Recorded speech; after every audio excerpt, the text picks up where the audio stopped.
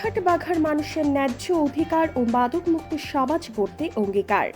রাজশাহী ৬ আসনে জামাত প্রার্থী অধ্যক্ষ নাজমুল হকের মনোনয়নপত্র দাখিল। শুনলেন সংবাদ শিরোনাম। এখন হৃদয় ইসলামের প্রতিবেদনে দেখুন বিস্তারিত।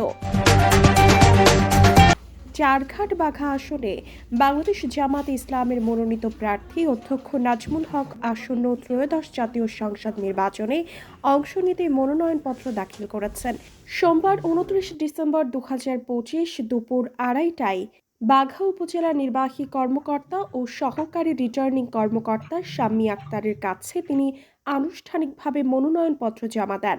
মনোনয়নপত্র দাখিলকালে উপস্থিত ছিলেন মইনুল হোসেন, নায়েবে আমির, রাজশাহী জেলা জামাত অধ্যাপক কামরুজ্জামান, জেলা জামাত সুরা ও কর্মপরিষদ সদস্য মাওলানা জিন্নাত আলী, সাবেক উপজেলা চেয়ারম্যান আবদুল্লাহ আল মামুন, আমির বাঘা উপজেলা জামাত মাওলানা শফিকুল ইসলাম, চারঘাট উপজেলা চেয়ারম্যান প্রার্থী জামায়াতে ইসলাম।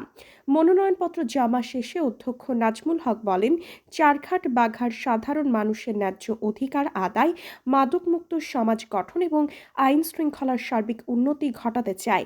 এলাকার মানুষের আস্থা ও ভালোবাসাকে পুঁজি করে সৎ ও দায়িত্বশীল জনসেবা নিশ্চিত করার আমার লক্ষ্য। ধন্যবাদ আপনাকে। এই আসনে যদি আমি নির্বাচিত হই তাহলে সর্বাগ্রে আমরা আইন শৃঙ্খলার উন্নয়ন ঘটাতে চাই, দুস্থ অসহায় মানুষের কল্যাণের জন্য কাজ করতে চাই, আমরা মাদক মুক্ত করতে চাই এবং এই অঞ্চলটি নদী ভাঙ্গন এলাকা, নদী ভাঙ্গনে মজবুত প্রোটেকশন দিতে চাই।